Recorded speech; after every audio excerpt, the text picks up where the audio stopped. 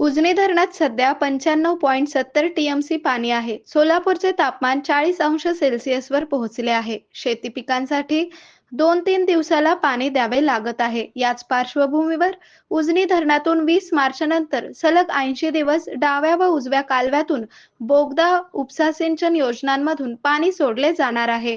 पुढील आठवड्यात जलसंपदा मंत्री राधाकृष्ण विखे पाटील यांच्या अध्यक्षतेखाली कालवा सल्लागार समितीची बैठक होईल. त्यात अंतिम निर्णय होणार आहे.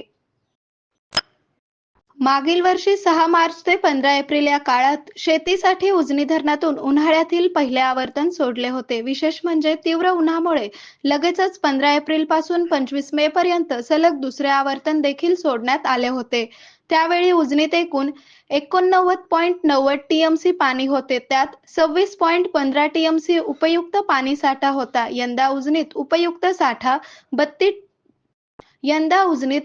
साठा 32 टीएमसी आणि एकूण 95.70 टीएमसी पाणीसाठा आहे. गतवर्षीच्या तुलनेत यंदा धरणात 6 टीएमसी पाणीसाठा जास्त आहे.